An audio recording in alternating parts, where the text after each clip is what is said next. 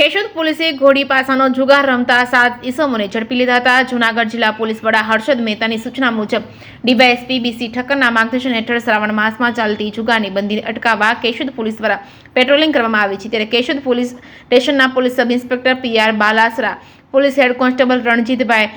Meramanbhai Dangar, police constable Ravibhai Jagdishbhai Dholakiyar, Karanbhai Hamirbhai ભાટિયાની ખાનગી રાહે માહિતી મળી હતી કે ઉતાવળિયા નદી કાંઠે જૂનાવાસમાં તોફિકભાઈ સિકંદરભાઈ શાહમદાર પોતાના કબજા ભોગવટના મકાનમાં આર્થિક લાભ મેળવવા બહારથી માણસો બોલાવી તોડી પાસાનો જુગાર રમાડી રહ્યા છે. ત્યારે માહિતી ખરાઈ કરીને પંચોને બોલાવી સમજ આપી બાતમીના સ્થળે પહોંચતા પોલીસને જોઈને નાસવાનો પ્રયાસ કરતા જેમના તેમ બેસવાની સૂચના આપી પૂછપરછ કરતા તોફિકભાઈ સિકંદરભાઈ શામદાર, અયાનભાઈ અલારકભાઈ જેઠવા તેમજ હિતેશભાઈ કુતનદાસ ડોડિયા તેમજ ઇલિયાસભાઈ આરબભાઈ સુફિયા તેમજ ઈશાદભાઈ ઇબ્રાહીમભાઈ મહિડા, સતારભાઈ હાસુભાઈ ચૌહાણ તેમજ જમનાદાસ દેવજીભાઈ છોરવડિયા રહેવાસી તમામ કેશોદને રોકડા રૂપિયા 22,650, મોબાઈલ ફોન નંગ 7 કિંમત રૂપિયા 14,000 મળી કુલ રૂપિયા 36,650ના મુદ્દામાલ સાથે ઝડપી જુગાર ધારાની કલમ હેઠળ ગુનો નોંધી રાત્રે 12 વાગે તારીખ બદલાતા